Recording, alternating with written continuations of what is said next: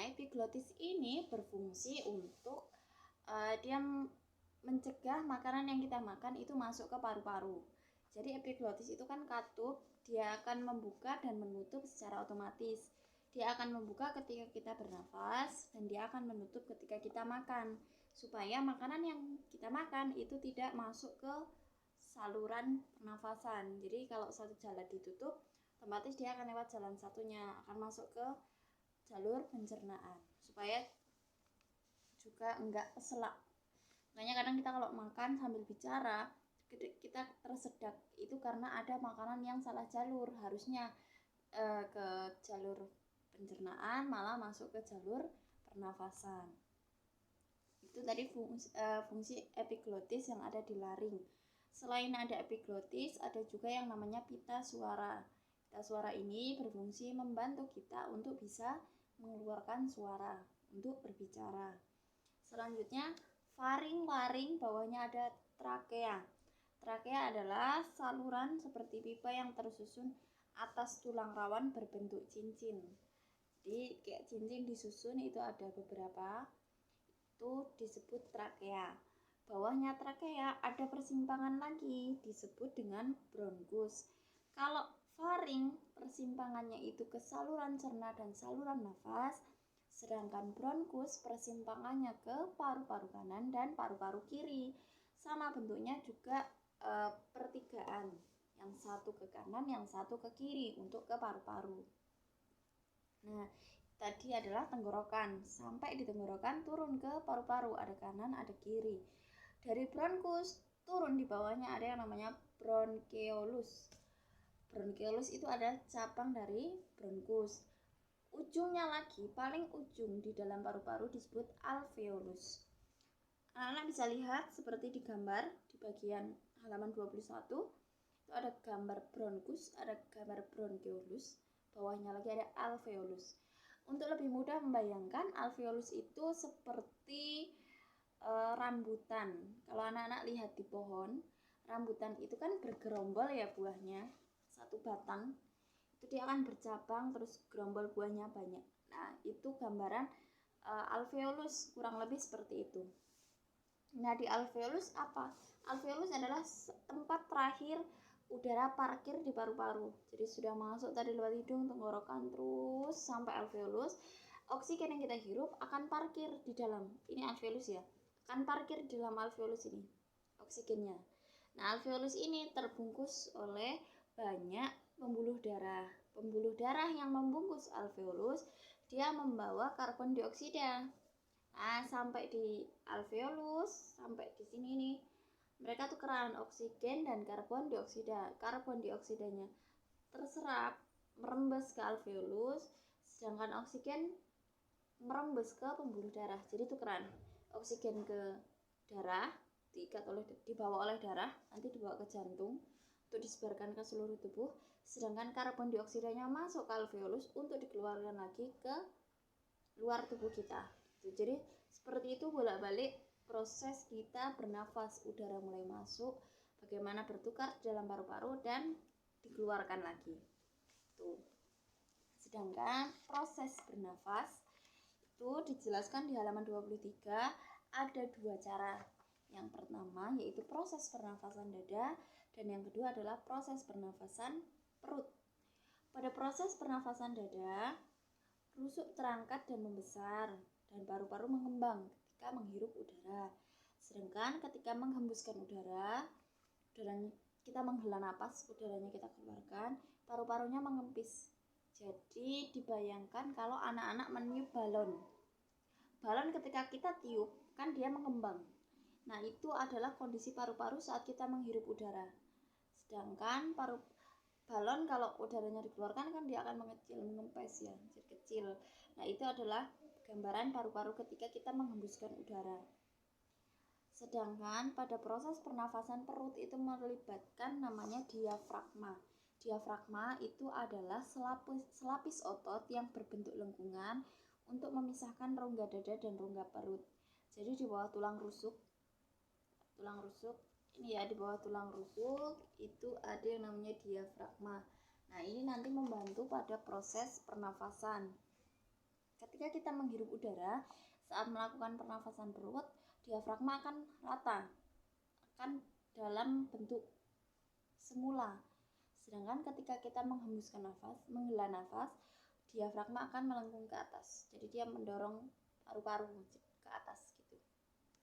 Nah, itu tadi adalah organ pernafasan dan bagaimana cara udara yang kita hirup bisa masuk ke dalam tubuh.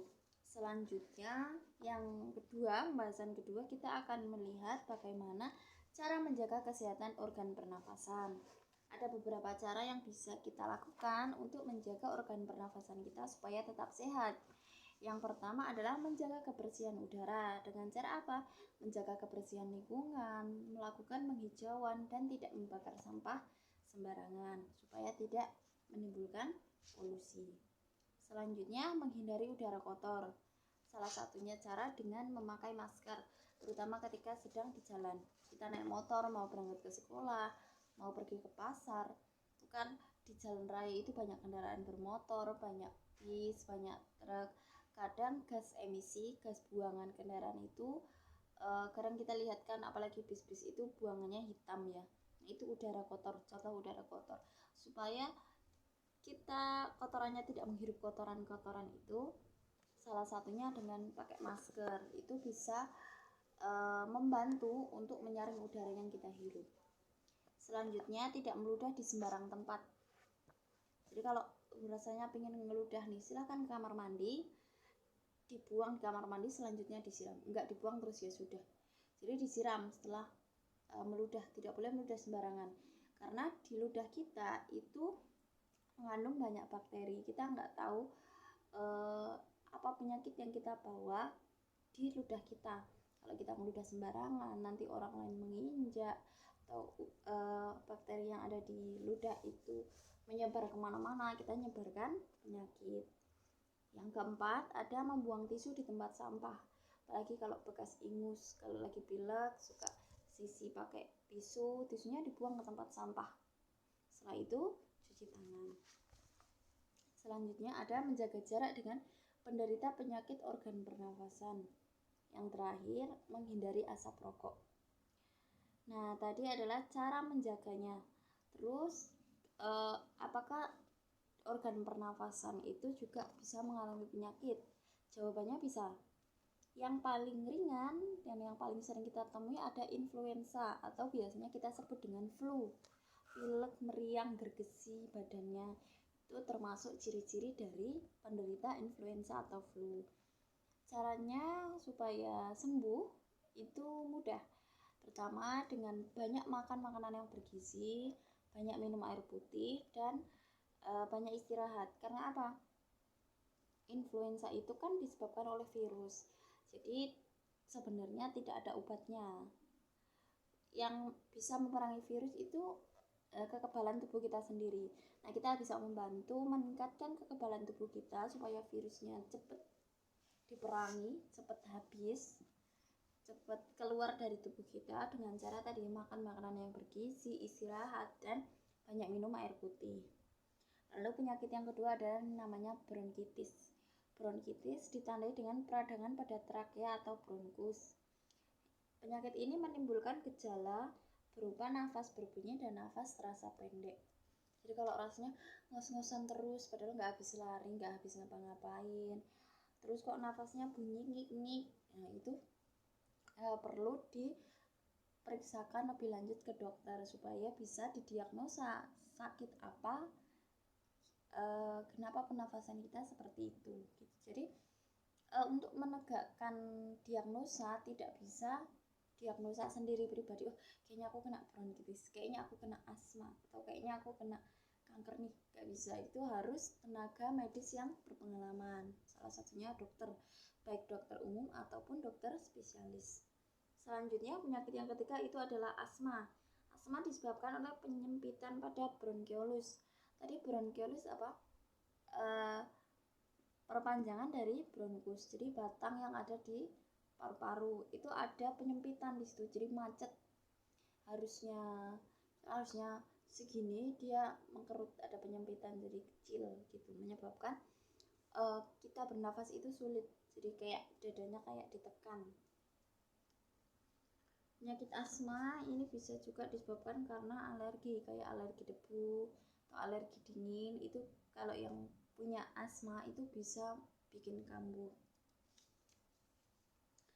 Di beberapa kasus itu asma sebenarnya sulit disembuhkan, tapi bisa dikontrol, jadi supaya tidak sering kambuh, nggak kumat-kumatan. Itu bisa dengan cara menghindari pencetusnya, karena pencetusnya tiap-tiap orang kan beda. Kalau yang asmanya kambuh karena kedinginan, ya dihindari supaya tidak kedinginan. Asmanya kambuh kalau kecapean, ya diusahakan tidak terlalu capek. Asmanya kambuh karena udara kotor, karena debu, ya dihindari sebisa mungkin, dihindari pencetusnya. Lalu yang keempat ada penyakit namanya tuberkulosis atau TB, lebih dikenal sekarang dengan TB.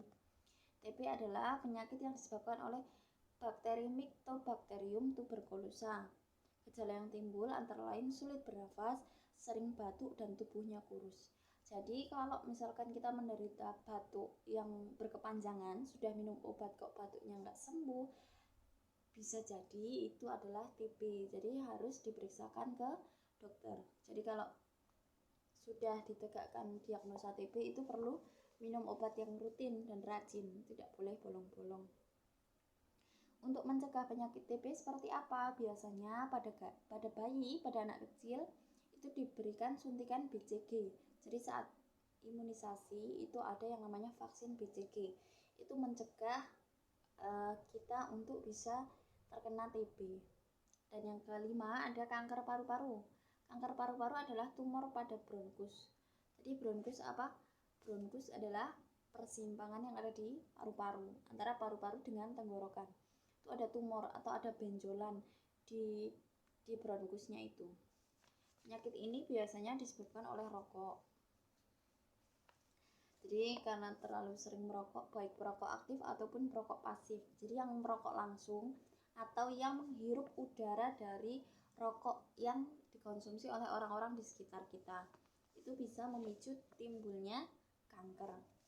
Cara menghindari kanker paru-paru apa? Dengan tidak merokok dan bergaya hidup sehat. Olahraga, makan makanan yang teratur, istirahat yang cukup, minum air yang cukup. Nah, itu tadi adalah apa saja tadi? Organ pernafasan, bagaimana cara bernafas, bagaimana udara bisa masuk dan keluar, bagaimana tipe bernafas. Jadi ada tadi pernafasan paru-paru dan pernafasan dada dan pernafasan perut. Terus bagaimana cara kita menjaga organ pernafasan, dan yang terakhir adalah penyakit di organ pernafasan. Nah, selanjutnya kalau anak-anak sudah paham, silakan dibuka buku cetaknya halaman 33, dikerjakan evaluasi 2 sampai dengan halaman 35 bagian C. Jadi dikerjakan semua. Sampai halaman 36 sampai E.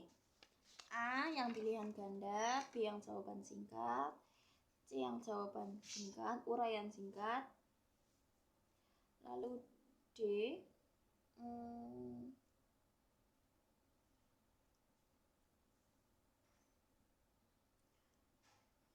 D dan E. Jadi halaman 33 sampai 36 silakan dikerjakan di buku tugas saja.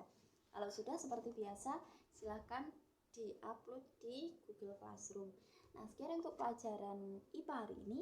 Sekian dari Bunda. Kalau ada yang kurang jelas, bisa ditanyakan ke Budina atau Miss Ming. Seperti itu. Terima kasih. Wassalamualaikum warahmatullahi wabarakatuh.